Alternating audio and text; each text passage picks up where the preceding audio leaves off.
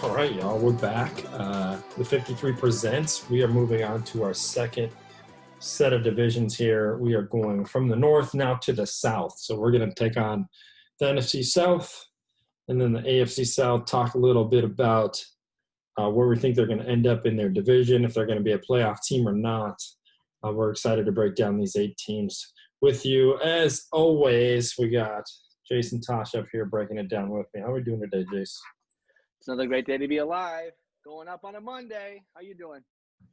I can't complain. Yeah, we're recording this on Monday, June 1st. Excited to just kind of grind through these divisions and eventually get you some fantasy football stats. Just a little tidbit. We are working on the 53 rankings, and we're going to use auction dollars to be doing that. This is our first time ever building a ranking system. Right now, we're individually building our own rankings, and then we're going to do a recording of each position and kind of battle it out for where they will reside in our actual rankings as the 53. So that's going to be really fun, something to look forward to. After we do these, we're doing like one of these a week, and then we'll be getting into the fantasy stuff until preseason comes along, however that ends up happening. But I think we're going to get right into it. If you're ready, we're going to go into the 5, this is the 5 random questions. This is kind of just the rapid fire random question round that we do to start every podcast. So Jason, take it away with the 5. Yeah, let's warm it up. Let's get those juices flowing. All right. Number 1. What's a talent that most people don't know that you have? Talent that most people don't know that I have. Coming out hot out the gates. Look out. What is a talent that most people don't know that I have? Making a 30 rack of hams in one night is not a talent. Yeah, most people know that I could do that too. So for some reason, I'm like gravitating towards they say X amount of people in the world can do the clover with their tongue. I can do the clover with my tongue. Prove it. You have to get closer to the mic for that, bud. Closer to the camera. I'm not getting any closer. I could do the tunnel. What other freaking talent do I have? Not fucking much. I'm really good on the forklift. I'll say that. That's really a skill. That's not a talent. I mean, you got to be born with it. I know you used to do the belly wave thing. That was a fun one too, but that was back in college and we could see it. I could probably still do the belly wave. Yeah. Well, yeah. All right. So that's number 1. We'll take it. Number 2, would you rather be stranded in Jumanji or Jurassic Park? Oh, Jumanji for sure. Why is that? I don't like reptiles that much. So. Okay. So I think Jumanji, and just like to be able to see but Jumanji's got snakes though, bro. I don't know. I don't mess with that. And quicksand. I don't think there was quicksand in Jurassic Park. Well, I think Jumanji has more weapons for me to choose from to defend myself. So I'm gonna go with Jumanji because I could get a spear, just be chilling somewhere. Like Jurassic Park, I think I'm just screwed. There ain't nothing there. And those tranquilizers don't work. We figured that out. So. Truth. But would you rather die by a chimpanzee or fucking T-Rex? I mean, that's true. Choice we all have to make. The T-Rex would be pretty instant compared to chimps ripping me limb from limb. So. Well, that and on your headstone, the chimp is not as exciting. So that is true. Right, next I'm still going Jumanji. Robin Williams is there to help me out. Ooh, all right, yeah, immortality there, I guess, right? Bring them back. Yeah, maybe. Boxers or briefs for number 3. I don't even know what that fucking means anymore. I do the hybrid. You know what I'm saying? Oh, that's cheap. All right, we'll skip that one. No. I'll talk. I do the MeUndies. They're fantastic. Oh yeah. They're not a sponsor. Not sponsored, by the way. Yes. We are nowhere near a sponsor yet. We're getting there. That'll be on there. I do those MeUndies. I do the brief style ones, the mid length, mid thigh. They have short, mid, or long ones. I do the mid size ones, I think, and they're fantastic. There you go. Thanks for asking, weirdo. Got to keep you on your feet because it's going to get a little intense when we get into these breakdowns. So, I am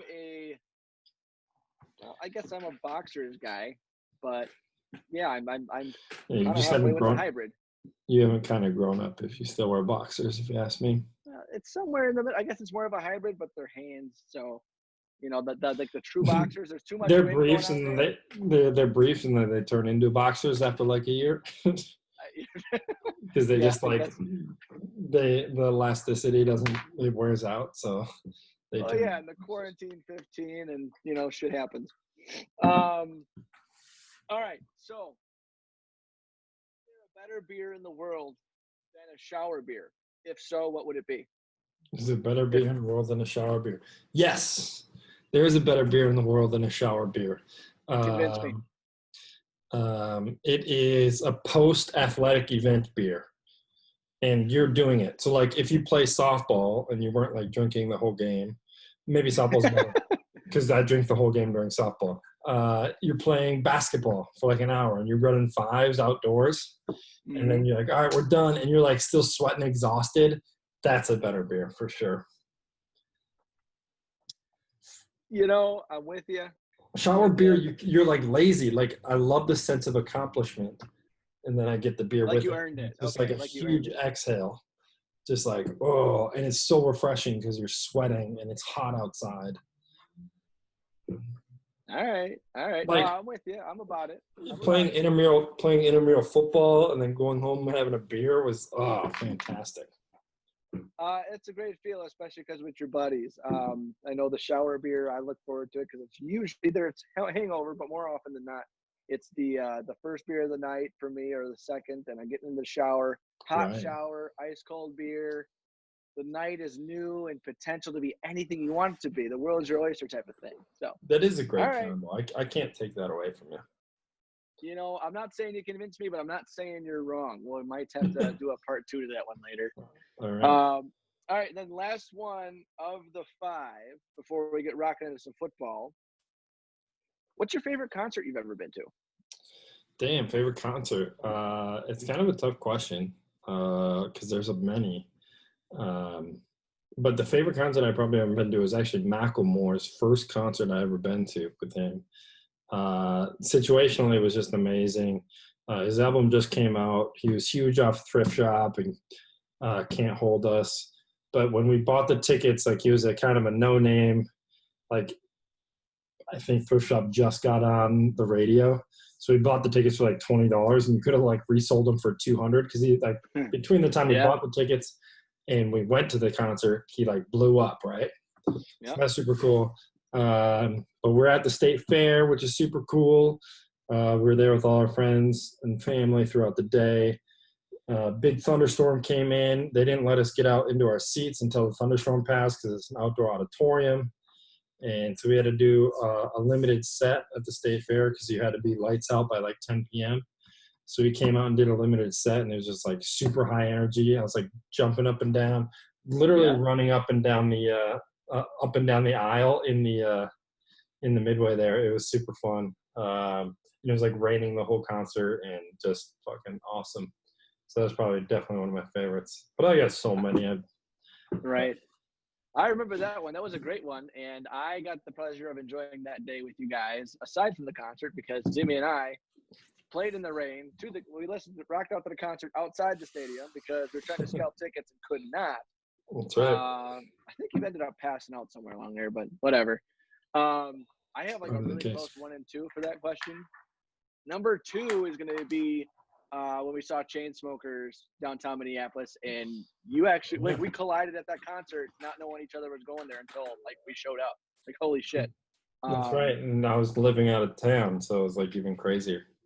Right. No, exactly. Yeah, you were out of town, and it was just middle of summer type of thing. It was a great time. But number 1, I got to take it back to college, man. You remember going to Wisconsin, and I we saw wasn't there. Kanye, Kid Cudi. Oh no, you weren't there. That's right. It No, was the rest of the guys. Damn. I I felt like wish. that would have been your concert. But man, that Yeah. thing was Kanye was off of the Dark I Twisted had a Fantasy job back album. then. Oh yeah, bummer. Sorry. And we stayed over at a buddy's house, and we just got totally torqued. It was a buddy from Chicago, buddy from Milwaukee. Man, Cuddy opened and Kanye just crushed it. He descended from the top of the stadium to start and came up, and just the whole album. I could probably sing the entire album right now still. And Right. that was 10 years 8 ago. years ago now, 10 years ago. Yeah, something like that. Crazy good time. Crazy good time. And speaking of a crazy good time, let's get into football, huh? Was that 5? That was 5. That was 5 because we kept the boxer briefs. It was a little weird. I wanted to get a little edgy, but we went with it, so it still counts. That's 5. Well, thank God it was 5 because that was like 20 minutes of our podcast right there. Worth it. Moving on into football. So we're going to break down NFC South in reverse order of the 2019 records. That puts the Panthers in as the first team we're going to talk about. They were 5-11 last year without Cam Newton, obviously. I have a quote just like I did in our last podcast when we did the North. So my quote here is, completely new look for the Panthers. Do they have the talent to make it interesting? Yeah, a lot of ads, a lot of losses. I think on paper, what's interesting? That would be my first question. Really, is interesting 500? Is interesting, upsets? What is interesting to you? Interesting for the Panthers. I think making the playoffs would be even more than interesting. Making the playoffs would be exciting. Would be unheard of in this division, if you ask me. So interesting would be like, yes. Yeah, unrealistic. Interesting would be beating Brady, beating Breeze once. Yeah, 500 would be, I think, pretty phenomenal for them. So anything that you think interesting could be within that realm. Or maybe you do think they're going to make the playoffs. I don't know. I did not have them slotted for that. I have them sub 500 this year. I think Teddy Two Loves is going to be the guy that is going to be like a Rondo. Get the ball out quick to some playmakers. I think they have a couple. They've got McCaffrey, obviously, number 1 fantasy guy last year, number 1 running back, highest paid running back, I think now. Yeah. DJ Moore is on the come up. Robbie Anderson's a dynamic, boomer bust guy on the deep routes for now. I think he's polishing a little bit more, but reuniting with some coaches from Baylor, it sounds like. I really thought they were going to take Isaiah Simmons and get that hybrid backer for their defense, but they went with the defensive tackle in that 4-down scheme. So I think there's still a lot of the Rivera culture there and that they're going to grind it out all year. But I just don't know if they have the playmakers on either side of the ball to be able to hang with the Saints, the Falcons, or the Bucs, high-powered offenses and really sustain in the first year of culture change and a roster turnover. What do you think? I agree with you, and I'm going to take up on some of the things that you said. First off, getting Derek Brown in the draft, I think, was an amazing pick for them. I was with you as well. As a person who lives in North Carolina, kind of like roots for the Panthers on the back burner, especially now that they have Teddy. I'm very interested. And I wanted Isaiah because I think he's a dude who could have fit in for Luke Kuechly right away. Not really skill set wise or like football mentality wise, but just a leader on that defense. Somebody got a game plan for. Yeah, but I think Derek Brown comes in and instantly solidifies your front seven. And they were the second worst team in run defense last year. So what Derek Brown is going to do is he's going to come in and shut that shit down. I think he is a game wrecker from the interior. He's a huge monster, so I'm excited that they drafted him. And Matt Rule comes in. I think he's more of an offensive guy. You can know better than me at that, but he comes in and they draft all 7 of their picks defensive players. So he knows what they need to do to get better, especially in this division, to win football games. So 7 picks, all on defense. He says, you know what, I got the weapons on offense right now. So I brought in Teddy and I brought in Robbie Anderson. What I have outside of that we're already here that I've adopted is good enough to win games. I need to fix this defense, and that's what he did. So I'm really happy for Matt Rule to do that. I hope they give him 2, 3, 4 years to really settle down and hopefully find a groove with Teddy and Christian McCaffrey. I'm excited for this team, but yeah, I don't think anything other than, I think 500's optimistic for them. Vegas has them at 5.5 wins this year. They had 5 last year in a pretty broken season. So if I was a betting man, I would hit the over here. I do feel comfortable saying that they could. Why not get 6 or 7 wins? But they have no easy wins in the division. Those are 6 tough games. So who knows? That's exactly what I was going to say. I mean, I got them sitting right at 6, but Can you be 0-6 in the division and still have a winning record? I mean, that's going to be awful tough. Right. Yeah, I mean, the run defense should be stout again this year. I know they were bad last year, but you look at the names on paper, you got K'Wan Short, Gerald McCoy, and then Brown getting drafted there. I don't know how that failed unless there was more injury than we're aware of. I think they just lost on Terry Poe again. So they had names. So it'd be interesting to see how that scheme kind of twists away. But yeah, so it could be fun to watch. I think they could surprise us. It'd be fun to see if they did. How about our next team here? What do you feel? I guess both the Bucks and the Falcons were 7-9 last year. Who do you have coming up next? I had the Falcons, and I'll go over them. The reason I put the Falcons here is really just the Tom Brady edge that the Bucks have over the Falcons. So I gave him the coin flip here. So we'll go Falcons next. And what I say about them? They were 7-9. The quote I have for them is high flying got better in the offseason, but did their defense is really the question. So did their defense, and does that mean the Falcons have a chance to do better than their 2019 record? Sure. Yeah, it's an interesting quote. I'll take it from here on that, I guess. So high flying, potential for 11 first-round starters on the offensive side of the ball. I still worry about the running back. Obviously, Todd Gurley is a stud, but is a bad knee and no depth behind him to being a problem, I think. Not to rule out Gurley, but I'm saying that's a big if, I think, a big question mark there. On defense, I mean, Dan Quinn was brought in from Seattle after those Super Bowl teams to be the defensive guy. They have not really lived up to that. I know injuries were a big part of last year. A big part of the pass rush. They lost. Desmond Trufant was hurt. Keanu Neal again. And then in free agency, you lose 2 first-round draft picks in Beasley and Trufant to free agency.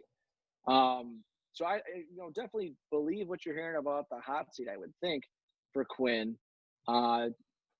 Just like we said with the Panthers, it's going to be a really tough road to hoe through this division. So I'll be curious to see what else you have to say on that, because I don't see a lot of clutch gene in this team. I see good on paper, but not clutch. How about you? Well, I think this stat leads directly into what you're saying about clutch, is that they were 5th in total yards on offense this year, but they were 13th in total points, which I don't know if I did a deep dive on everyone, but it seems a little weird that you're getting that many yards, but not an equal amount of points. And that's why I think you bring in a guy like Gurley who's going to score for you in the red zone, because they've had a really big red zone problem over the years, and it shows in just Julio's numbers. Like, he's not scoring touchdowns, and there's a reason why they're not winning games, because they're settling for field goals instead of touchdowns. So that's what I totally think about their offense. And you bring in somebody like Gurley, who played 12 games last year and had 14 total touchdowns in a bad year. Like, everybody wrote that whole dude off because fantasy in rules, a good division too. Fantasy rules everything around me these days. You know what I'm saying? That's my cash rules everything around me joke. LOL. It doesn't hit too well. But they were bad on straight up bad on defense. They gave up, they're the 31st in sacks on defense, and just bad all over the field. And really, it just gets down to that. They bring in Dante Fowler to hopefully help that out and get some more sacks and more pressure on the quarterback. But does that really help? I don't know. It doesn't really get me excited. They're another team. Lateral. Panthers drafted all 7 players on defense. The Falcons did the same shit and drafted 6 picks on defense, or 5 picks on defense, 1 on a punter. So 6 players that weren't on the offense. So they're addressing their defense as well, knowing, hey, if we got to play the fucking Bucs with Tom Brady, if we got to play the Saints with Drew Brees, we got to get better on defense. And our offense is going to take care of itself from the pieces that we already have. So I'm still not super excited about the Falcons. I think they're always a team, like you said, that just they're in every single game, but when have they won a clutch game ever? And sad to say, Dan Quinn is definitely on the hot seat, and he's gonna ride the ship with his boy Matt Ryan, and they can see what happens. I mean, they could very easily win this division. They could very easily be a 5-win team. I think they're one of the biggest question marks in the NFC. I think once we do a recap of everything in the NFC and AFC, maybe at the end of this all, that's a team that I look at like, holy shit, what is there? Like, they have all the pieces necessary on offense. They have huge question marks on defense, and it really comes down to winning games late. So I It think I've really does. exhausted my points on the Falcons there. Yeah, I mean, it's going to come down to that. I think they're going to be a couple games. They might surprise us here and there, but I only see a 6 or 7 win team, maybe a half a game better than the Panthers right now. They got a lot of money committed to that offense, which is why I think they drafted D. But if this doesn't really click the next year or two, I mean, they're going to be kind of hamstrung with big contracts to that offensive side of the ball. So let's talk Bucks. I mean, they're really they're probably the most excited and probably the most talked about team this offseason. What do you have? Well, here, before we get into that, I wanted to give a fun stat, which I'll give for the next 2 teams, is that the Buccaneers have 5 primetime games this year. When we talk about that, and obviously Tom Brady, what's your quote for this team as we get rocking? Yeah, the Bucks were 7-9 last year. They're the Browns of the 2020 offseason. What I mean by that is, last year I don't think you could turn on ESPN and not see the Cleveland Browns in the offseason. That's what every person wanted to talk about. And the Browns now are overshadowed in 2020 by the Bucks. Obviously, that's Tom Brady going to the Bucks is the real only reason why they're getting any love, because they haven't got love since freaking Gruden was there. Brad Johnson Super Bowl.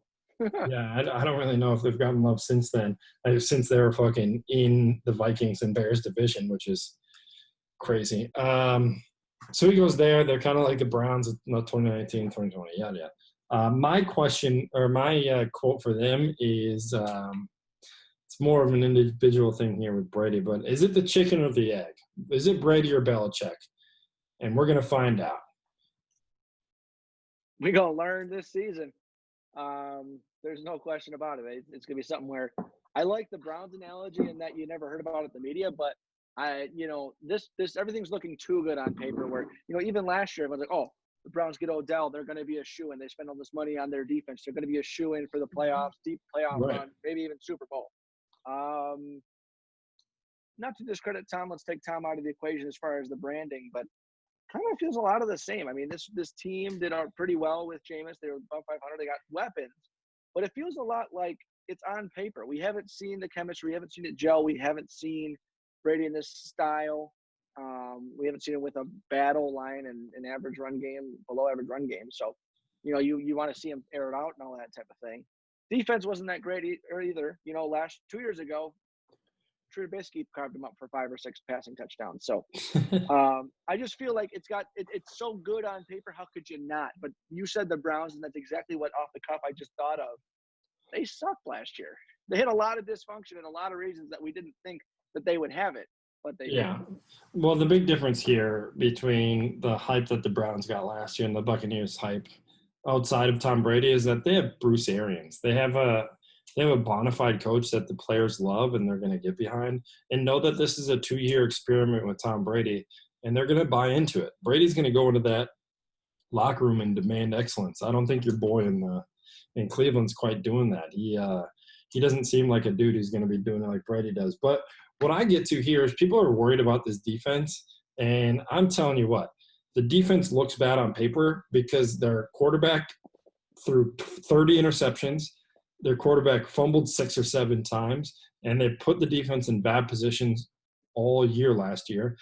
They still ranked in the top 5 in sacks. Shaquille Barrett had like 18.5 sacks last year. Nobody talks about them. They're a good defense. They got my boy out of Minnesota, which I'm really excited to see him play here. That's Antoine Winfield Jr. He's going to solidify that secondary for them. I really like the team. I think they're going to be good. You mentioned their run offense. I think it's going to be really good. Ronald Jones averaged 4.2 yards a carry on 176 touches.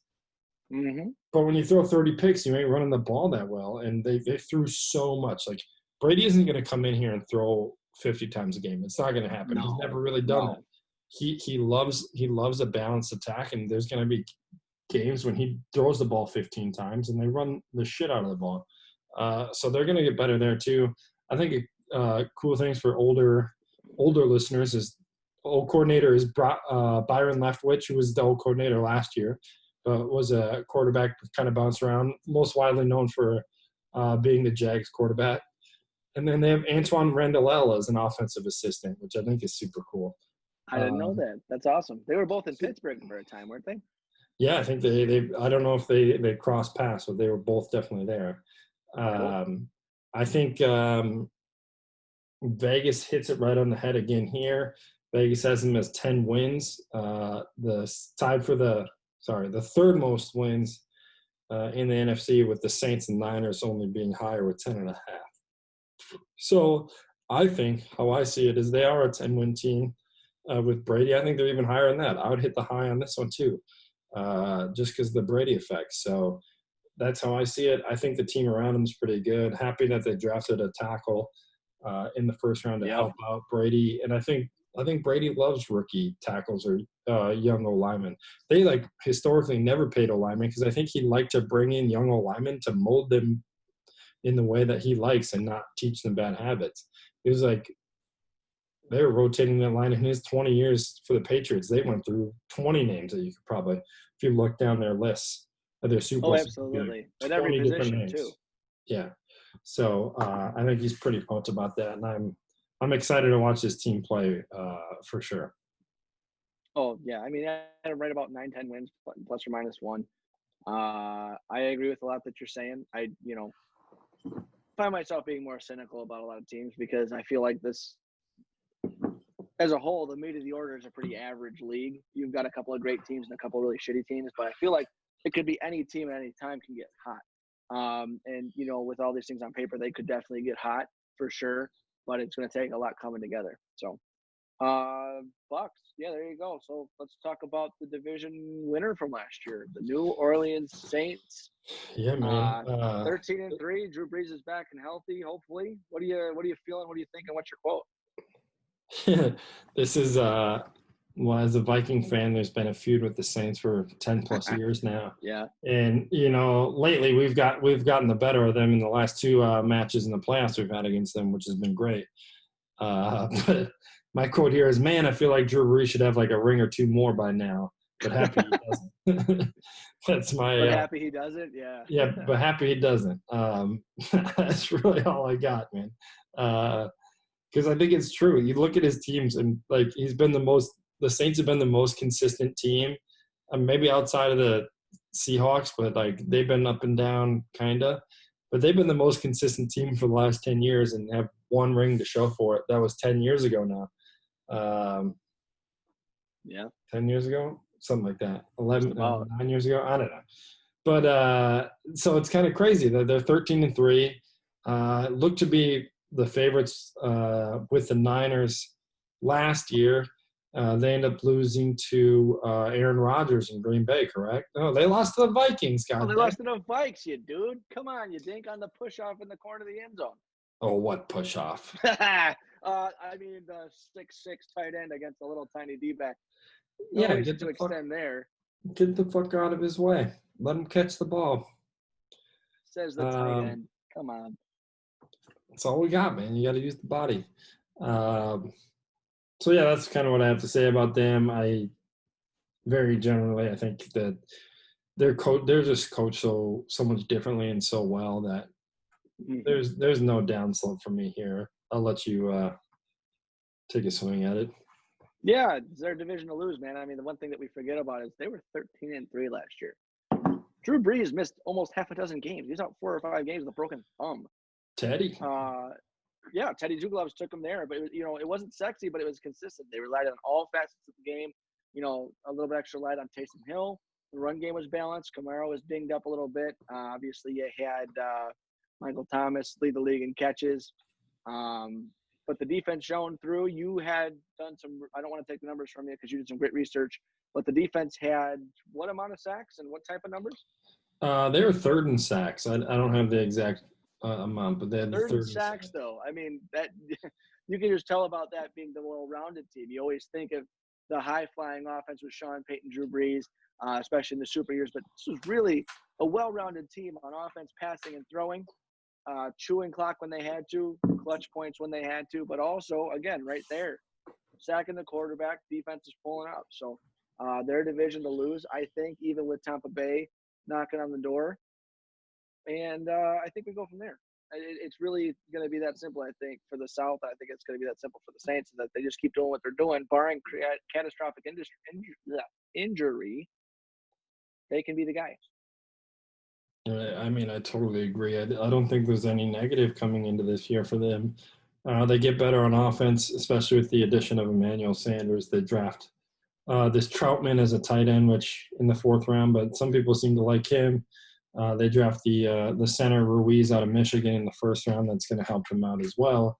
And then they get Emmanuel Sanders, which is an amazing compliment to that receiver named Michael Thomas over there, who's been chatting it up on the Twitter sphere lately. Somebody's got to take his phone away from him. But I have one question for you. First a statement, then a question. I think Jameis Winston is a quality backup, and I'm really excited that he went there. I think it's a great fit. It shows that, hey, we took Teddy for a lot of money last year to be our backup, and he's a big reason why we were what we were. Let's do the same thing with Jameis. I really like that model, what they're doing. And Jameis took an amazing deal, an amazing team-friendly deal with like $1.1 million. But I got to ask you, what's up with paying Taysom Hill $20 million for 2 years of play? I don't know. I don't have an answer for you. I mean, I love what he's able to do. It's fun. It's exciting. It's, that's what you're kind of watching for, because especially with last year, they were so boring. I think, I don't know what to think with that. He contributes in every way. I mean, he's making tackles on special teams. He's making plays on special teams as a gunner. He is running the ball. He is throwing the ball. He is a threat. He's making people think and move to him, which is invaluable. That's what you want out of a threat. So he's a real threat. He's just not an every down threat. So I think, to me, the numbers are overpaid. But he's a stud in his own right for what his role is. He does his role very well. It's not for me to put a dollar to it. I agree. I think his production doesn't match the money that he's giving him, especially knowing that he's not the backup quarterback. The narrative of him being a quarterback needs to be over. Because I agree. First off, I think that's a slight on him. That makes him look bad, if you ask me. They think it's a cool story in the media to talk about it. I think it makes it look bad. Call him a freaking tight end, and call him an H-back, call him a flex back. Yeah. We're not going to get into like the intricacies of it, but call him a tight end. Call him what he is. If he lines up more as a tight end, then he's a tight end. If he lines up more as a slot receiver, then he's a slot receiver. And it really bothers me, because I think he should be labeled as a tight end, because I think that's what he is. And he's a really good tight end, and he should play that. And if he can come in and run gadget shit in the backfield, awesome. Like, I just don't get – I don't get the money. You had the money for him, so might as well do it. And maybe they have big aspirations for him coming into next year. But the dude scored 5 touchdowns last year on like limited catches and limited run attempts in the regular season. Looked amazing in the playoff game against the Vikings. I was going to say, are we going to lose to this fucking guy throwing a 60-yard pass down the middle of the field? I really like him. Don't want to play him again. That's for damn sure. I just don't really understand the $10 million to what they label as a backup quarterback. Seems weird to me. But the money's never really bothered me as far as players go. But this one, I was just like, they gave him a deal, and then they restructured the deal. So it was like super weird. There must have been something going on behind the scenes. I think they were planning on someone signing the tender, to be honest with you. I think they were planning on the hype train. That's what I'm thinking too. Do you think that's what happened? Because they put out a second or a third round tender on him? It was a second round, I believe. But you think about it for the Saints, it's really not it's a win-win in my opinion, because you keep a hometown hero type of thing. He's not a hometown hero, but he's a fan favorite. Everybody's in love with him. You let him go, just don't re-sign him. That's something. But if you get a second round pick, everyone's like, and then the boo birds will come out like, well, he's not going to fit in a Jacksonville scheme as a quarterback. Look what Gardner Minshew did, because he's the same type of passer. I mean, you've got other skilled position guys that have better passing numbers. Mohamed Sanu is the first guy that comes to mind. But, much better passing numbers. A lot better passing numbers. It's interesting. But it's funny that you say, if he lines up as a tight end, he's a tight end. if he lines up there most, or if he's a slot guy, he's a slot guy. Are you gonna Because give me 10 some years Jimmy ago, they had the Graham? thing with Jimmy Graham. There you go. Exactly that. And it's funny because you know what? But that's the one thing that goes underappreciated. I mean, Sean Payton's number one. I think Belichick's probably number two. And you got a player, use him. I don't care where he lines up. Get him the ball. He just produces. And I think that's the type of player that Taysom Hill is. It's interesting that they find different ways to use him in that he's on the field for a limited amount of snaps. He's not going to be an every snap guy ever. You know, you've got the same thing, I think, like with a Tariq Cohen that I hope the Bears do more with, but I don't think they ever will, which is why I'd rather see him leave than stay. But then you've got fun things with the different types of running backs Belichick's had. You know, James White so much in the pass game. Burke had to come in and do a little bit of both, the way he uses receivers. So Right. not to go on to other teams, but that's kind of what I'm feeling there with this type of deal. Yeah, I'm fine with it. I'm happy for the guy. My frustration just comes out of Sean Payton thinking he knows more than everybody else, and I really think he just like sits behind his fucking computer and laughs. Right. Yeah, the pompous prick, yeah. Like, no, you throw to a fucking tight end. He's a tight end. And if he was labeled as a tight end and took 100 snaps at but he doesn't block. 100% of the snaps at tight end, he would be a fucking good tight end. He'd be a top 10 tight end. Maybe a short one too. Doesn't matter. Your Walker's like 6'2". I don't even think he's that tall, to be honest. But yeah, that's my guy. Anyway. Yeah, Saints. So I got the Saints winning the division. Their division to lose. Is this now a Taysom Hill podcast? Dude. Should I put my jersey on? Dude. I don't have no Taysom Hill jersey. The last Saints jersey I'll ever buy is Reggie Bush. Well, I got one of those, so you know. You got a Reggie Bush Saints jersey? Yeah, man. I still am a big USC fan. I was at the Bush push game. I was in that end zone. You know that game never happened, right? From what you're talking about, all the allegations against USC and the fact that they're restricted and all that. Yeah, I guess not. But I was there, but it didn't happen. And then Petey Carroll ran away before he got in trouble. Super Bowls. He's got Super Bowls. Moving on. Are we going on to the 3? Or are we going on to the AFC South? What are you feeling there, host? Let's break down this division. NFC first. I think the predictions as you laid them out, and you can correct me if I'm wrong, but I think you're going to give me the Saints around the same amount of wins that they had this past year. You think the Bucks are like a 9-10 win team. And a wild card. In the wild card. You think the Falcons are going to be roughly the same? Maybe they're 500? Yeah, 7 wins. I'll give them 7. 7 wins there, so the same as they outputted this past year. And the Panthers, you got them at about 6. Sounds about right. So you have no parity going on. No, I think this one's pretty straightforward, to be honest. I'm all right with that. We're gonna do a breakdown before the season actually starts and put down our actual what do you call them, records and playoff predictions before week 1 of the year. Obviously, that's a couple months away still. So you don't need to be held to what you just said there, but I'll take it from you. I really hope the Saints don't win 13 games again this year, but it's a possibility. I'm going to chalk this up. We did MVPs last time. If you have one ready, go for it. But I'll say mine. I think it's clear cut that Tom Brady is going to be the MVP of this division, just because I think he's going to come in and put the Bucs in the playoffs that we haven't seen in 10 years. Sounds about right. Yeah. Do you have an MVP outside of Tom Brady that you might want to talk about? You know, this is gonna be unpopular in that it's a running back, but I'm gonna have to go with McCaffrey, and it's gonna be on a losing team, but he's gonna be the reason why that team wins half their games anyway. Right. I feel like Tom Brady can be an X factor, but you saw that McCaffrey was the only reason that offensive engine ran. It didn't even run all that well, but he was he earned every penny that he signed this offseason. There's no question about it. So I think he'll be able to produce again. I think with a little bit better quarterback play.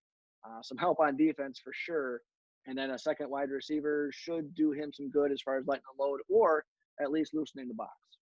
I will say you've been shitting on Curtis Samuel this whole time and don't want to talk about the 54 catches he had last year, but it's all good. again, on paper, DJ Moore has been my fantasy sleeper guy for forever.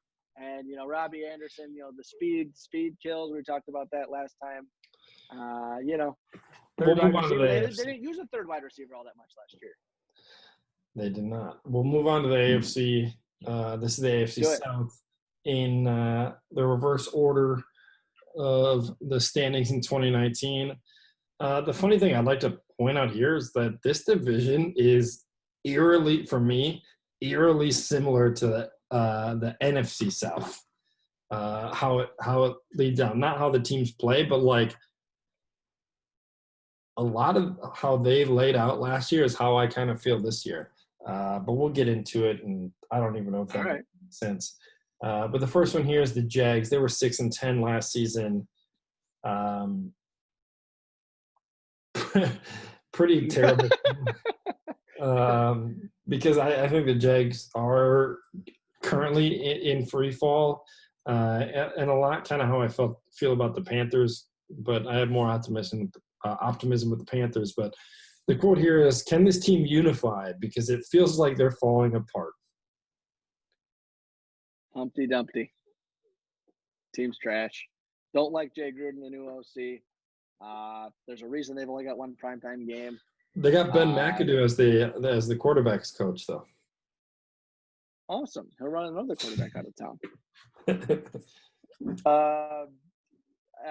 I don't have a lot of for this one, man. I'm just not up on them.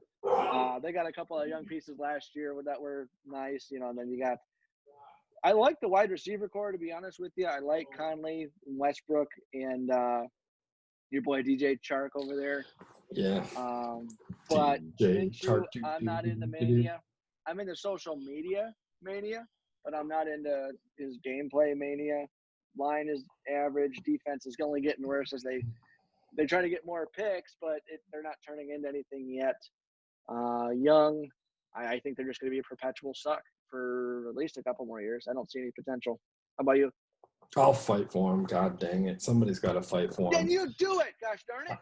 I don't know if Doug Marrone's the guy. I'm okay with Jay Gruden. I think Jay Gruden was not fit to be a head coach, but I think he's a great fit to be a coordinator. I think head coach is a little too big for him, or maybe it was just too early in his career to give him the head coaching job. So I'm cool with him. Bias I'm smelling here. What bias? Washington, Kirk Cousins bias. He was the one that got all those padded stats for Kirk Cousins. Shitty team, shitty offense, garbage stats. Is that what I'm smelling? It's gonna happen. Minshew's gonna be the guy for him. But I love what they did in the draft. They had 2 first-round picks, so they go C.J. Henderson to get a corner out there. Obviously, they lose Ramsey. They lose A.J. Bouye. And then they got Kalavian Chasen. I don't even know how to say that name yet, and I've said it 20 times on our podcast already. But he's the pass rusher for LSU. I think he definitely shined in the college football playoffs, and he looked like an athletic freak. But they've drafted athletic freaks in the past who are now just rummaging about around in the NFL. We already talked about one earlier. Dante Fowler. Yeah, so could he be another Dante Fowler? Sadly, he probably could. But we'll see. They ended up getting Laviska Shenault from Colorado in the draft in the second round. He's like a 6 foot, 212-pound kind of bowling ball of a wide receiver. He's really exciting to watch play, which I'm excited for them to get him. And I think Minshew has legitimate weapons on that offense, which like a casual fan won't ever see it, sadly, because they're never featured, and rightfully so. They shouldn't really be featured, but they have legitimate weapons on offense that they're going to be fun to watch, but not fun to watch like winning games, sadly. But they're going to make a lot of big plays. And Minshew in his second year, his biggest thing that I like about him is his escapability. He's not He's not the fastest quarterback. He's not that mobile, but he's very good at escaping. And he had like the second most scrambling yards as a rusher last year, which I think is super cool because no one's going to talk about it. But the dude picked up a lot of first downs with his feet and kept drives alive. If he can stay healthy and keep doing that, along with Leonard Fournette, who's not happy to be there right now. So we'll see if this ages well or not. That But seems to be trending on the defense as well. Yannick Ngakoue. yeah, so Fournette, another dude, fantasy-wise, everyone's like, oh, he's a bum, he's a bum. No, not really. He rushed for 4.3 yards a carry last year and caught 76 passes. The dude's a good player. He just played on a bum team. Team. I really like the guy. They're another offense like the Atlanta Falcons that I think could move the ball really well and just had to settle for field goals a lot. So if they could convert field goal drives into touchdown drives next year, I think they're going to upset some teams. Obviously, I love Chark. He's my guy. I think he's going to be on my Mount Rushmore before the season ends, for sure. And then Josh Allen, they drafted last year, another pass rusher who had 10.5 sacks in his rookie campaign. With Calais Campbell gone and Ngakoue not happy, you got something to hang your hat on your defense there. You bring in big shoes to fill. Clavin Chasen to help out as well. So no, I'm positive about them because I think they're fun and I think they're cool and they're young and they're not nowhere near in a win now. So the stress is definitely off, if that's even a thing. Analysts talk about it all the time. Oh, this team. Do you think this team has a lot of stress on them to win games? Yada yada. I think there is a little bit of stress. Maybe not on the players, more on the owners. They've been so bad for so long, and they had a blip of hope, and now that's what they're craving. Right. So, like, the stress comes from the owners and the fans and the coaches. I don't think the players feel that stress. But there is no stress in this locker room, if you ask me. So, I'm excited to see them. I think they're better than the 6-10 record they had last year. But I don't know if they're an 8-win team though either. So, I'm going to say they're better than 6-10 and leave it at that. I am not, and I will leave it at that. Well, we'll move on to another team that you might be more of a fan of. Who knows with you anymore? This is the Colts. They were 7-9 last year. Obviously, the big pickup in free agency with Andrew Luck leaving abruptly before the season started and Jacoby Brissett taking most, if not all, the snaps in 2019. They decided to go pick up Phillip Rivers in the offseason, a guy who's been a longtime quarterback for the Chargers. I think he started all 16 games for over 10 years now, which is and he played in the playoffs insane. With a broken ACL, torn ACL too. There you go. The dude's a badass. He has like 400 kids. I was going to say yards, and I was going to say the same as kids, but you win that one. Yeah, he's got like 400 kids. My quote here is this Rivers' time to make a run, and can they fight for the division? Yeah, I mean, I think so. If you look at the team, I think he's done all of those things we just kind of talked about. He's been able to lead offenses to good teams. The last couple of years, he's been asked to do more than that because he's had such shitty offensive lines and minimal run game, even with Melvin Gordon. Last year, he was asked to take a lot of risks, or whether he chose to do them himself, forced a lot of balls, a lot of picks. I think in this scheme with Frank Reich, obviously it's more of an efficient scheme, get the ball out quick. They have a dominant top 5 offensive line, no question. He's never had that before. I think this free agent signing for them is going to be better for them as a team because he's going to be the water that rises all ships, as opposed to Tampa Bay's Tom Brady having to be the X factor. I think this is going to be more of a consistent, unsexy thing throughout the year, but it's going to be some of the senior leadership that they need and the consistency.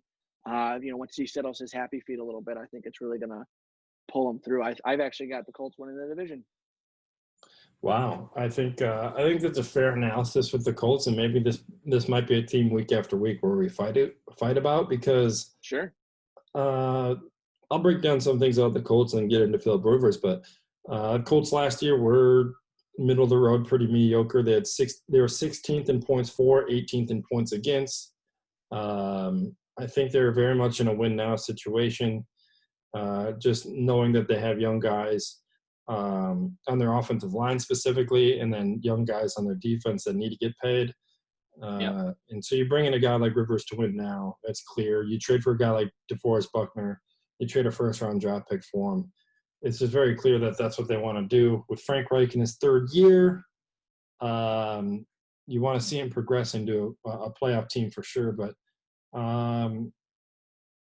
let's just break it down. Rivers was decent last year. Definitely not his best year. He had 23 touchdowns to 20 interceptions, which isn't great, but where he does do a lot better than what they had last year in Jacoby is he had 66% completion percentage compared to Jacoby's 60. So what does that mean? Another thing is he has the longevity behind him. He has 397 total touchdowns, which is insane to think about. So he's going to Great break number. that into 400 this coming year. I think he's a dude who's knocking on the door of the Hall of Fame, but doesn't have a significant win in anybody's memory to really put him there. So that's why he comes to the Colts to hopefully do that. And then what the Colts were last year is they were really kind of bad on offense. They scored their points being a balanced team, but they're 30th in the passing yards last year. Their best receiver, T.Y. Hilton, only played 10 games due to injury. He's going into his 9th season now this year. They draft a receiver, and they obviously draft Jonathan Taylor out of Wisconsin, and I think he couldn't be happier for the position that he landed with this Colts team, and I think he's going to be the one driving this offense. But I don't really like him. I'm glad that you like him because that makes this a little more fun, but it's another thing that they need to win games. They feel, and why I was saying this division matches up really similarly to the NFC South division is like they really feel like the Falcons to me, that they have a lot of the pieces that they need, but can they win games? Like, when has Rivers ever in recent memory won big games or won games that he should have won? Never. And it might be really good for him to get out of that division, fresh start, that type of stuff. But until he proves it to me, I'm going to say they're going to be the same old 7-9 team, 8-8 team. And they're going to have to prove it to me. So I'm not going to give them anything until I see it. Fair point. Yeah, you talk about balance. I think the defense got better, but you bring up some good points about, prove it until you see it, and that's usually where I'm at. This is one of the teams I'm getting high on. So very good points around. The one thing I'm disappointed is actually, you look at 3 of these 4 teams. 3 of the 4 teams in the South only have one primetime game. The Titans being the only one with 2. But we'll get to them. I guess we'll get to the Titans next. They finished 9-7 last year. What's your quote? I'm very curious because there's a lot of topics going on with how they lost the agency, the quarterback, the running back, the coach, the division. They're an interesting team. I actually ended up getting a lot more information out of them since my last rant about Ryan Tannehill's playoff performance, and not necessarily performance.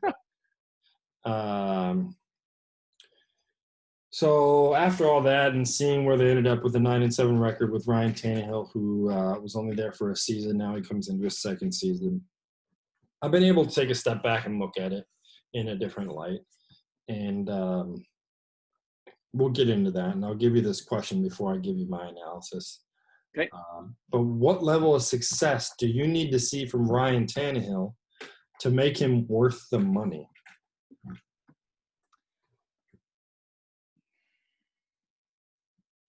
$10 wins and a wild card, at least. Out of this season, he's signed for the next 3 or 4 years. Oh, on this season, yeah. I don't think a Super Bowl. I mean, we used to say like that money was a Super Bowl money 5 years ago. I would so. What did you say? 5 years? 4 years? 5 years? I think he's 4 years. 4 years. Playoffs. 4 years, 188, something like that. Playoffs 3 times, so 2 more times in those 4 years. That's 3 times in 5 years, and more than one playoff win in the next 4 years. Like, so, not just a one and done thing. He's got to get to at least the divisional, the conference round.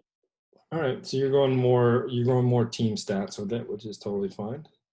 Yeah, I mean, I don't think he's ever going to be a 35 touchdown, 5,000 yards, and 5 picks guy. I don't think that.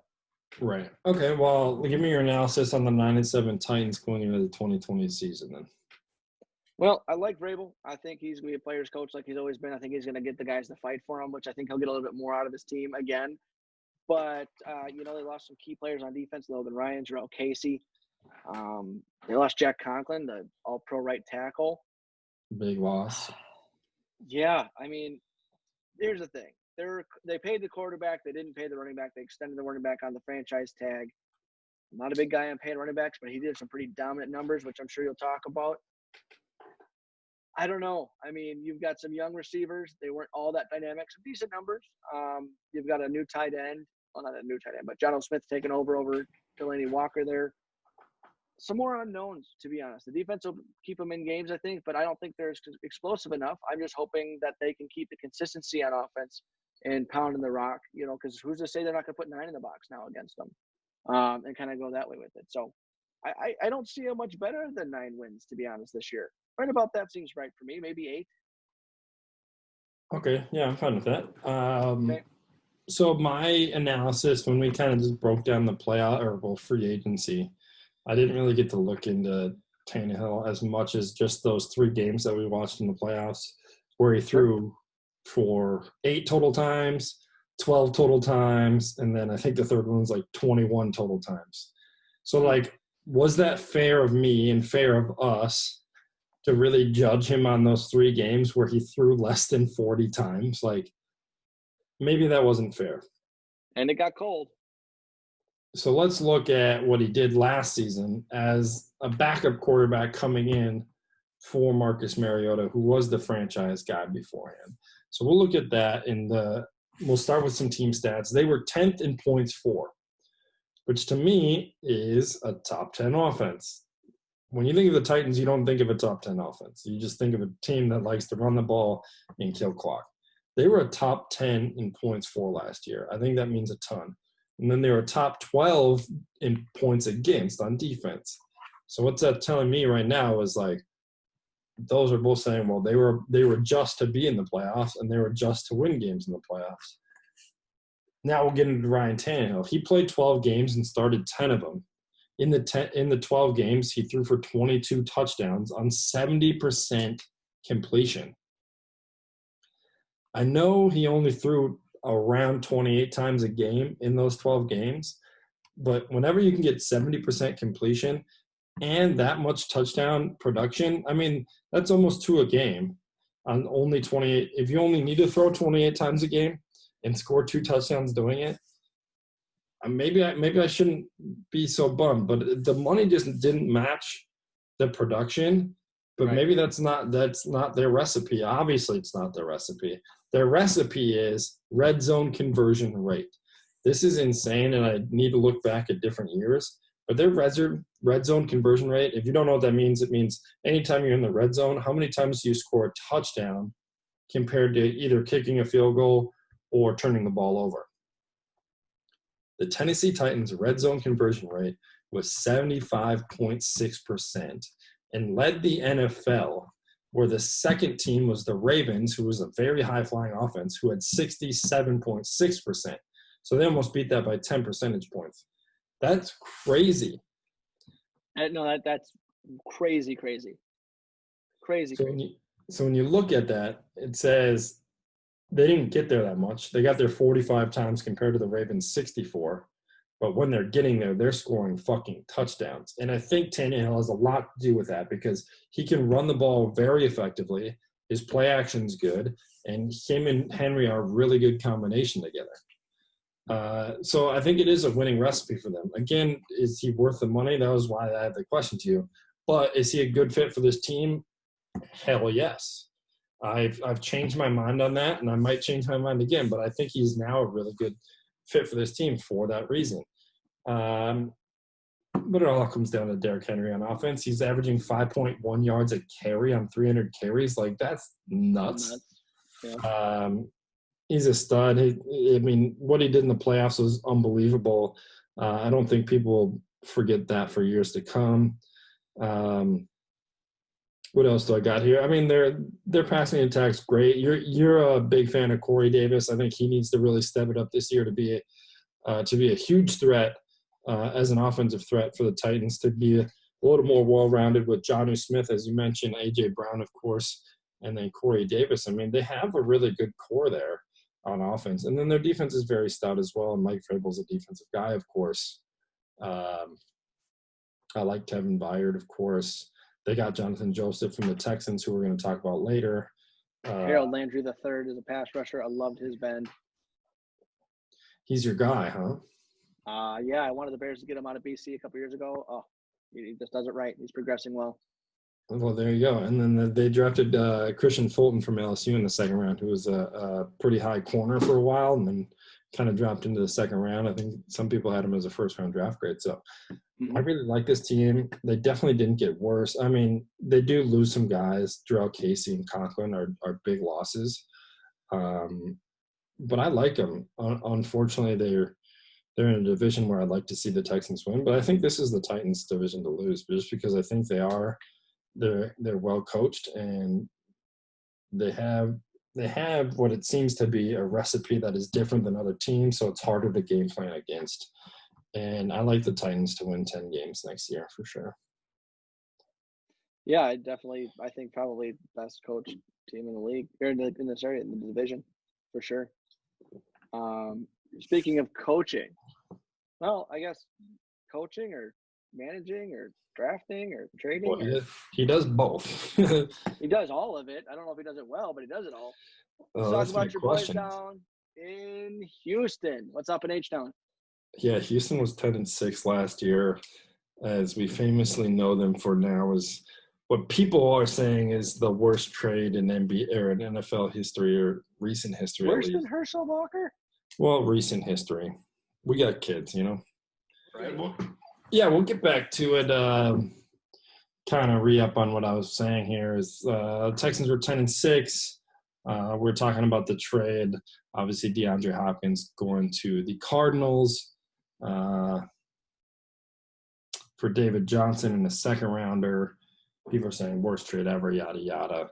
We can get into that, but it just sets up the question that everyone needs to be answered as a Texans fan, because I'm sure they're divided as hell right now as Texans fans. Because I think when Bill O'Brien came in, he was very loved and very admired. He came from the Belichick tree, couldn't ask for anything more.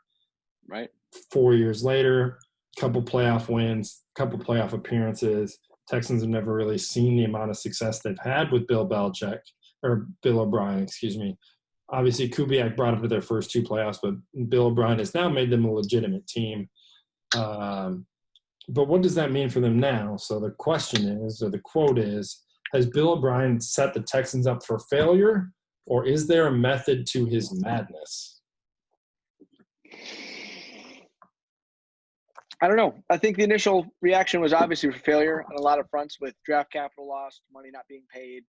What are you doing with a lot of things? You see a lot of holes on this team that got to the playoffs and deep in the playoffs.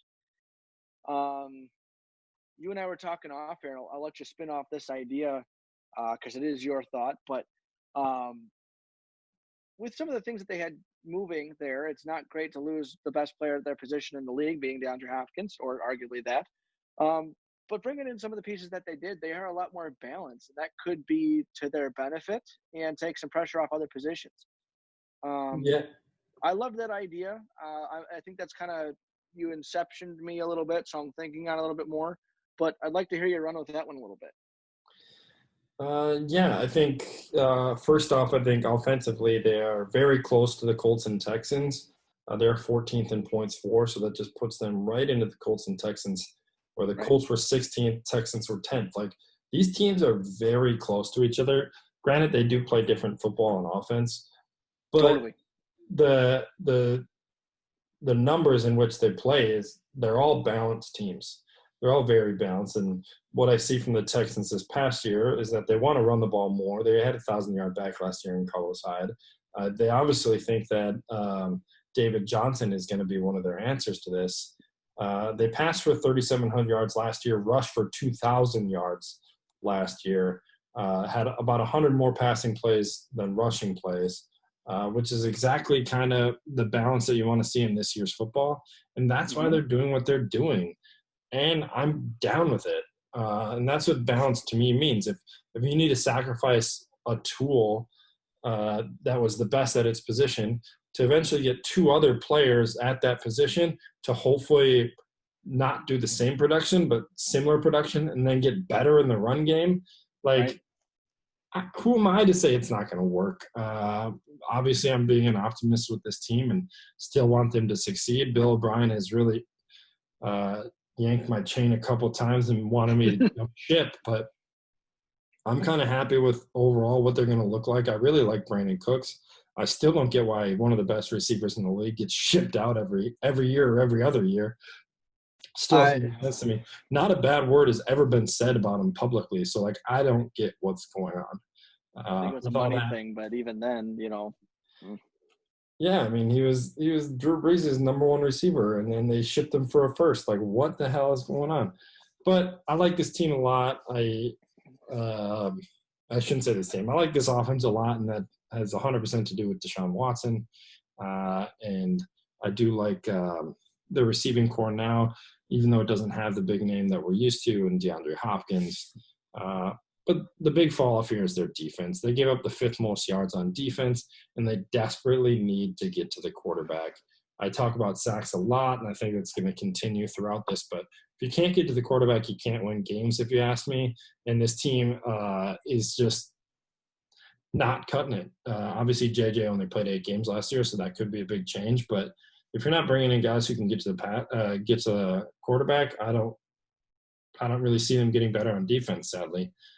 So you're going to rely a lot more on Deshaun Watson, and he's going to become the moniker for him is still going to stay. He's going to be this dude who can win games in fourth quarters because his defense is not going to produce for him. So he's going to have to win games in the fourth quarter, and that's going to happen again this year. For me, they're a very topsy-turvy team. Could be 11 wins, could be 6 wins. And that's honestly how I feel about the Texans. it's crazy because they were 31st in defensive stops on third down last year.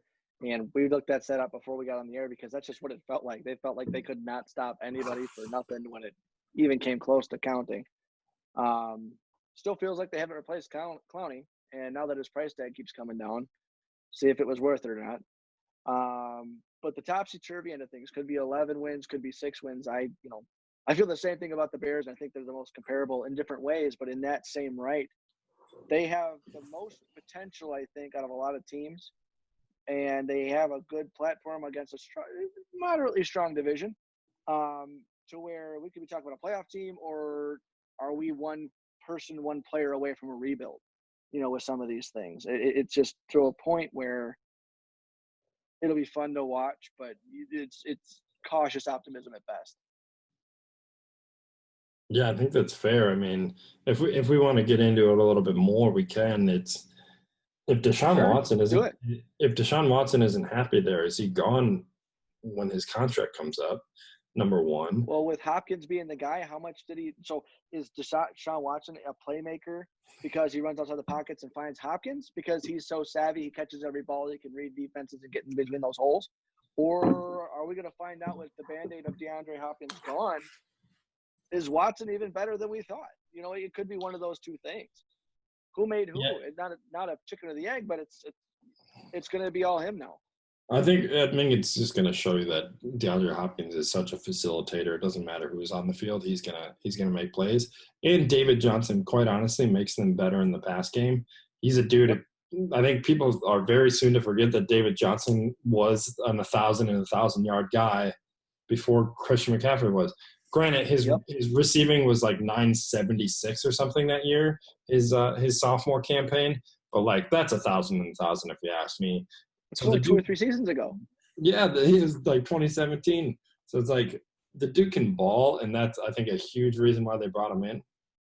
Not to say that Carlos Hyde couldn't.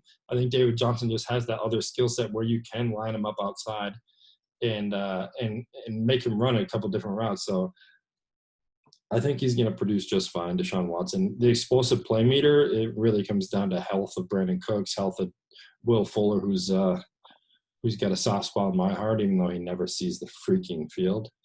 No. But what's crazy to me? What's crazy to me about Houston? So you come back, and you could take this as whichever way you want, or not even say anything at all. But it's okay. OB came from Belichick. Belichick's just always had great tight ends, and I can't think of a good one. You had Ryan Griffin put up some numbers for a minute. CJ Fedorowicz. You have, I think their starter should be Darren Fells. I mean, yeah, they got of all Darren the Fells things, and Atkins. that's a They're quarterback's huge. best friend. You look best quarterbacks in the league right now. They have above average to really good tight ends. I mean, Right. you have Mahomes, Garoppolo, Lamar Jackson. You've got Tom Brady again. He did and does again. Drew Brees has got Jared Cook, who's on that cusp of, could be good. Carson Wentz has got one. Aaron Rodgers has had a declining one for a while, but he's been able to make that position better, but they're still reliable to where they catch the ball. I feel like, their issue last 2 years was offensive line. They go and get Tunsil, give up a couple of first-round picks. They saw immediate returns on that. Why are they ignoring tight end? Rhetorical, haven't thought about it, but it just kind of hit me as you're talking about this now. Well, yeah, I don't know. I would have to look into it definitely more, but they're a three wide receiver offense, and they like to line up in shotgun a lot. So like Right. it hasn't really there hasn't been a huge need for it. And the tight ends they have now are like 6'8", 6'7" dudes that can block, and then in the red zone they're actually pretty good.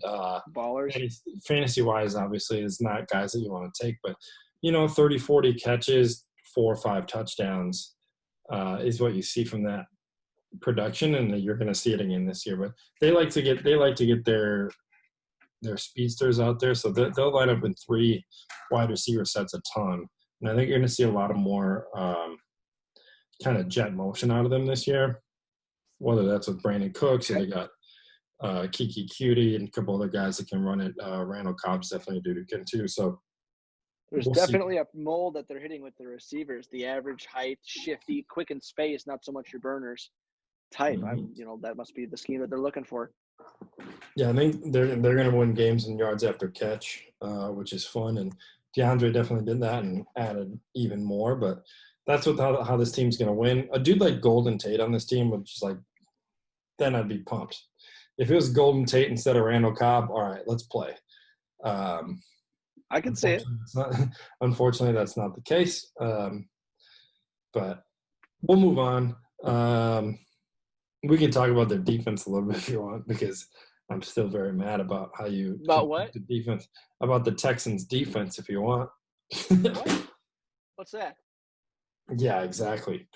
They don't have one. Move on. JJ Watt, love you, man. You're the only reason they even, weren't last in the league. I hope you stay healthy. You're my guy. Watch the first episode of Tag. It was very cheesy but very fun to watch. Dude, Go watch it. What is it? The defensive MVP candidate TJ? He was Yeah. brutal. You watched some of those bloopers? Dude, it was very. I didn't see any bloopers, but it was just very all over cheesy television. There was like 2 minutes worth of TJ. Your name is TJ Watt because it goes Derek Watt. I'm Derek Watt. I'm JJ Watt, and I'm TJ. And JJ in the middle goes Watt. You're TJ Watt. And it was a bunch of stuff like that where he's just like, oh, okay. Look it up, find it on. I'm sure JJ tweeted and retweeted a lot of that. It's funny. The show was so fun. Whatever you're saying is cheesy now, it's even cheesier in the bloopers. Oh, I'm sure. Yeah, it was very like American Gladiator-esque, which is super cool. Yeah. But like the cheese factor was even worse than American Gladiator. So, but it was a fun quarantine watch. So thanks for the laughs. Totally. But we'll move on to the predictions for AFC South. I'll just give this real quick. The last year, the Texans, Colts, and Titans were all in top 10 in rushing offenses, which is kind of cool to see. I think this division is more of a black and blue division than people give it credit for, because I think people just look at the Titans as that, but that's not really the case. The other 2 teams are doing it as well, and the Jags were not far off either. Actually, I do think it's the Titans' division to lose. The Texans look good, I know, but they're going to get outscored and lose a lot of games that way, just like last year. That's a little my analysis. What's your predictions here, Jace? Jags get the number 1 pick and take Lawrence. I've got the Titans. They're that bad. They're not even tanking. They suck, bro. I mean, I would love to see. I love it when I dog a team and they show me up. I'd rather them be better because I hate mediocrity. They suck, dude. And you look at all this shit that's going on in 2020. Whatever happened at the beginning of the year, Corona, these riots and things. This is supposed to be a bad weather year for Florida. Like, it's supposed to be a hurricane year. I mean, it's going to be a You thing. talk about Look out. weather too much. All right, you playing the monsoon, bro. I'm built for that. I got the Titans about 7 wins, maybe 8. I got the Texans taking the wild card here. They're going to be 9 wins, and I got the Colts with 9 wins with the division winners, division tiebreakers rather. So, Wow, so you see this division kind of in total kind of falling apart.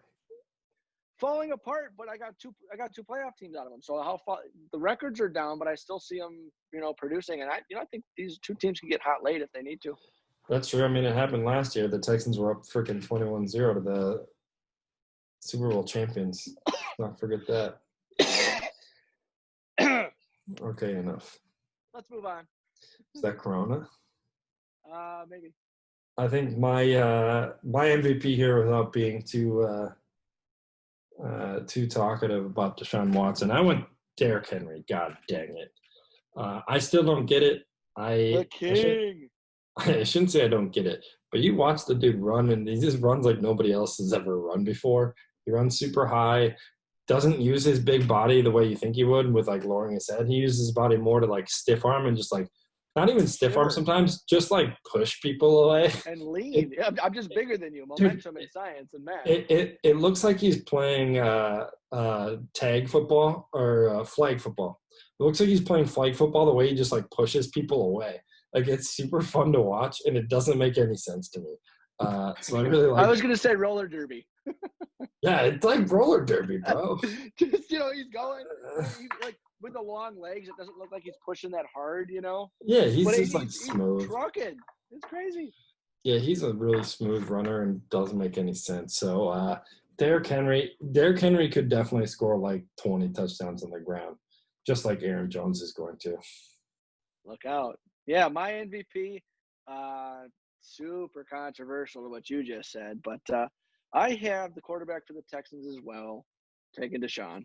I mean, he's the X factor for the whole division. I mean, there's nobody in this division that's going to be more fun to watch, and I think he's going to come up with more clutch. I think he's got the clutch gene. We talked about clutch/division. I think he's going to be the MVP again for this division. I mean, you say that. You say the Colts are going to win the division, and you don't give the MVP to. They're a better team. They're a better team all the way around. I think that's going to win out. Whatever. I'll let you leave on that. That's just put money where your mouth is. God damn it. I did. I put the money on the Colts. Yeah, take Rivers as your MVP. No, I gave that whole analogy about raises all boats. I didn't say I said he wasn't the X factor that Tom Brady's going to be for the free agency signing. I put my money exactly where I thought it's going to be. All right, I explained myself well enough. Come on now. Well, we'll move on into the 3, and what the 3 is here is what we're going to do for this division stuff is we're going to take 3 value fantasy picks from each division, and how we define value is somebody who's going to outperform where his current average draft position or average dollar is. That's all we mean by value. Somebody's valued at $15, but he's going to perform. We think he's going to perform like a $20, $25 guy. A value is a guy who's going to be drafted in the 3rd round who's going to perform like a first rounder. And that's kind of how we define value in the fantasy space. And I think Jason's going to take it away with the first NFC South guy, and then I'll do my AFC South guys. So, Jason, what do you got? Yep, NFC South. I've been a huge fan throughout his career with the Steelers, then with the Broncos, then with the Niners. He got my fantasy team a lot the last year. I think Emmanuel Sanders is going to produce like crazy in New Orleans. I think, you've got 100-plus balls going Michael Thomas's way either way. But I think this guy is going to be the best slot receiver they've had in quite some time. No-brainer here. He's going to go for 3rd or 4th wide receiver money. He's going to go cheap, and I think it's going to be, he could push for a wide receiver 2 draft slot, I think, as far as year-end production. I think that's a very fair take. He instantly made that San Francisco offense better, so I was really surprised to see him leave. In the middle of a season, though, that's the crazy part. Mid-season. Right. Hard to do. They were talking about that San Fran team before the trade deadline, like all they need to do to be great is get a guy, get somebody, which I think is crazy because if you looked at their wide receivers, there's a lot of good names here, but I guess they just didn't really fit and didn't do what they needed. and that's more of the minutia of football, I guess. But I'm with you there. I really like Emmanuel Sanders and the fit for the Saints. Hate that he goes to the Saints. Hate everything about the Saints. Move on to AFC South. I'll give you my first guy. I think this guy is turning into the Larry Fitzgerald of fantasy. People just forget that he's still playing. So that's why he just drops down in fantasy just because they forget that he's like there. And I think this dude turning into Larry Fitz, because Larry Fitz, 100 catches, 1,000 yards last 3 seasons, and he gets drafted in like the 10th round. I think it's the most boring guy for $3, and yeah. So this is what's happening to this guy here, and that's T.Y. Hilton, especially coming off an injury. Played 10 games last year. Rivers comes in town, definitely is going to want to feed his boy. It's just funny. He just every year he just falls down the thing just because there's newer, hotter names out. And the value on this guy is going to be insane because I don't think anybody sees it coming. They'd rather take the shiny new toys and the second, third-year receivers and even rookie receivers above them. And I think that's not really fair to T.Y. Hilton, not like fantasy football is a game of fairness or anything. But what he did last year in his 10 games, he averaged 4.5 catches, roughly 50 yards, and half a touchdown. So just there on his average, he's averaging 12 points in a PPR, and that's good on average. And so anything above average, especially having Philip Rivers in town, is going to be good. So I really like the guy. I think he's a consistent player to be your wide receiver 2 with a huge upside. But you're going to get him at wide receiver 3 or 4 value, which is awesome. 100%. This is a guy I had to have this year as my number 2 guy, and I went and got him. Obviously, the injury, was hindering, but I was really excited for him this year. I don't see why he slows down at all. I'm with you. I feel that. So, second guy.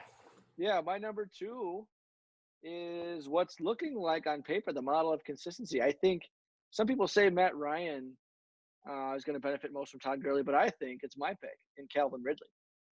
Yeah. Down there, wide receiver 2 with the Atlanta Falcons. You look here, his rookie campaign, he had 64 balls, 821 yards, 10 touches. Last year, second year, he had 63 balls, 1 less catch, 40 more yards at 866, and he had 7 touchdowns. I mean, that's pretty darn good no matter which way you slice it. But with teams doubling Julio and having to put an extra guy kind of in the box cheating towards Gurley, I don't see why you're not getting a lot more one-on-one. And a third-year receiver, add a little bit more polish. He's got the speed. He's proven he can catch balls in traffic. Hopefully he put on a couple pounds this year. He's only, about 190 or so. But there's a lot of things I like. Obviously, speed's exciting, but could be pretty good. So this is a guy that I'm going to look a little bit more into coming into draft season for sure, Calvin Ridley. Yeah, I really like that, and I like your analysis there. I think we'll talk about it when we get into receivers because as far as fantasy rankings go, I don't think you can put Julio above – or you can't put Calvin above Julio. But as far as production and definitely value, Calvin could definitely outproduce Julio straight up next year. Like at some point, I hate the analogy. Is he going to hand the torch over? Like that's not how. No, that's not he how won't do that. Like that's not what we're saying here. We're saying like Calvin. Maybe he doesn't have more catches than Julio, but he definitely might have more touchdowns because Julio doesn't freaking score. That's what counts. That's 6 points. So, what catch for 10 yards is 2 points. Touchdown is at least 6, 7, 8. So I really like that analysis. I definitely think he's undervalued currently, and that could change with just people getting into it. But I like the guy too. He's definitely on my radar. I'll get to my second guy. Yeah, where are you going with this one? I mentioned he's a dude who tickles my fancy before, and I'd like to draft him every year because when he sees the field, when he's healthy, he plays amazing. And he did play a lot of games last year, but didn't produce in a lot of them. But he had a 200-yard game with 3 touchdowns, almost had 5 touchdowns in the game. I'm not kidding. If you go back and look at it, he was tackled on the 1-yard line twice. It's nuts. And this is Will Fuller. I think he's the biggest boom or bust pick at the wide receiver position this year. Huge shoes to fill, obviously, with DeAndre Hopkins leaving. Not saying that he's filling those shoes. That's not what I'm saying at all. I just think he gets more targets. And that's what I'm saying. He's still a dude who's going to take the top off the defense. He's play styles differently, but fantasy-wise, he's a DeAndre or Deshaun Jackson type of guy. Where, yeah, he might have a game where he has 3 catches for 50 yards. But the next game, he's going to have 6 catches, 120 yards, and 3 touchdowns. Like, you just never know from this guy. His consistency is very terrible. But what I do love about him is that he's a big play threat anytime he touches the field. Deshaun Watson loves to throw it deep to him. I think he's great. Like we're talking about the balance. He has Kenny Stills, Brandon Cooks, and Randall Cobb there as well. It's just going to balance everything out and give him a better chance. So Will Fuller is my number 2 guy. I don't even think he should be – he's definitely not a top 40 receiver. Like he's not even in the top 40, which is in 10-man league. That would put him as your 5th receiver. So why not draft him as your 5th receiver, put him on the bench, and has a couple of good weeks, and now look, you got a diamond in the rough. So I'm going with Will Fuller. I think someone other than you is going to be the guy to reach for him this year in our league. I don't disagree. I don't think I want him on my team, man. I like consistency in my draft. Yeah. I want my entire roster, quarterback through tight end, to give me 15 points a week and we'll be fine, you know? And I'm with you there 100%. So, you know, but you know what? Mikey D's team, the guy that won our league, he went a lot of boomer bust guys and it paid off this year. So we'll see. That's true. You never know. 3rd guy. All right. My number 3, wide receiver. Again, I went 3 wide receivers this week. Wide receiver, University of Maryland, going into his 3rd year. I guess I am liking those shiny new toys of the 3rd-year receivers you mentioned earlier. I guess you are. Carolina Panthers, DJ Moore. And it's not because he's my guy. He was never my guy. I didn't like him at all. I ended up with him 2 years ago as my dollar guy receiver, and he ended up saving some of my team. Last year, he was my number 1 receiver, and don't read that into what it says about me, but he produced pretty well. He had 55 balls, 788 yards, and 2 touches his first year, 87 balls in year 2, 1,100, almost 1,200 yards and 4 touchdowns. Not scoring a ton. You know, hopefully a little bit more of a vertical offense this year opens him up. And, you know, with Teddy doing his whole distributing thing, I think he's going to be consistent. Last year, I think I got him again for like $4 or $5. He'll probably go $20, $30 in 200 leagues at least. But I think he could be a top 20 receiver, no question. Yeah, I can't disagree with you. I really like the guy. I think when you're looking at young receivers and what their potential is going to be in the next year is I always look at the receptions column. The yards or whatever, the touchdowns or whatever. I think a reception tells me that you're getting open, and that's what I like to look at. So when you see 87 catches in your 2nd season with a quarterback that you didn't even spend an offseason with, like there's something going on there. And Kyle Allen, yeah. So I'm pumped on DJ Moore too. But he's a dude that, yeah, if you want him, you really hope that he outperforms his wide receiver 2. I think he is going to be a wide receiver 2 label going into the draft. So you're looking for him to outperform a wide receiver 2 and score a couple more touchdowns. I mean, if he had the same season and scored 2 or 3 more touchdowns, I mean, you're right in wide receiver 1. So I like that pick as well. I'll get into my 3rd guy here. We're talking value, so this is going to be the value pick. Okay, all right. If we're talking a diamond in the rough guy, I would say David Johnson, but we're not talking diamond in the rough. I think we're talking value here. So I'm going to go with Leonard Fournette. And why I say that is twofold. He's not happy to be there. So either they trade him before or he fights on field to show that he's worth whatever he wants. He had 4.3 yards a carry, like I mentioned earlier. 76 catches in a PPR is amazing. I think that puts him in the top 10 for sure, maybe in the top 5 in catches, which you don't think of about Leonard Fournette.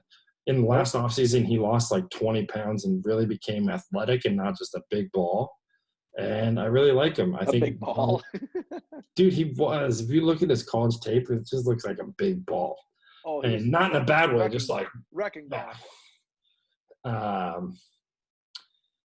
We'll see. He's a dude who didn't score that many touchdowns either, but with Gardner Minshew and his second year, maybe they'll be able to move the ball a little bit better. So I like Leonard Fournette. I think he's a running back 2, possibly a running back 3, because people don't really like. Would you rather have the new shiny toys of the 3 rookies that are going to the Lions, Chiefs, and Ravens, or would you rather have Leonard Fournette? And people are going to eventually bite on these rookies and bite on these young guys. Miles Sanders last year had a great year. Bite on guys like that.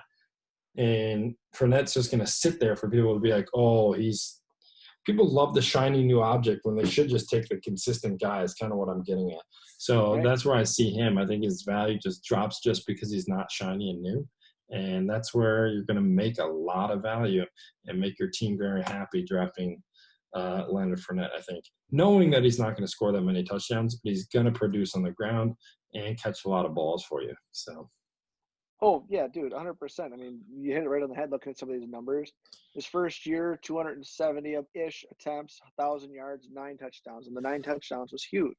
Last year he got hurt, played half as many games, didn't perform as well. But last year he actually had a better yards per carry than his rookie year that everyone was all excited about.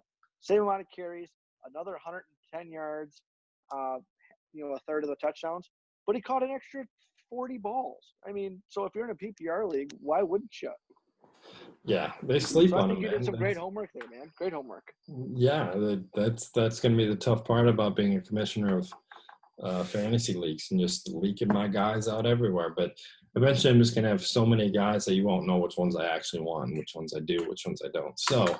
Oh, dude, when we get to our full fantasy breakdown, every single dude's going to be hype and the other 20 guys are going to be trash. Look out. So draft them all. Got to draft them all. There you go. So that's all we have for you today. We sign off the same as we always do. We thank you guys for being here. We're going to ask politely for a like and subscribe. We're putting out a video a week as best we can. Any comments are greatly appreciated. If you want us to start breaking down some other stuff, have any ideas for us, like I said, we're going to get into fantasy eventually. Which we're really pumped about. But, Jason, any last remarks? I just hope that we get closer and closer to starting some football up, man. No matter what's going on in the world, got to have it. You've said the same outro the last 10 podcasts, and I really like the consistency. Truly love it. When you're that passionate, that's all you need. You don't need something sexy, fancy, but, all out there. It's what I believe. I need it. Well, this is the 53. I'm Uncle Luke. That is Tosh. We are done here for the day. Can't wait to talk to you guys on the next one. Peace. See ya.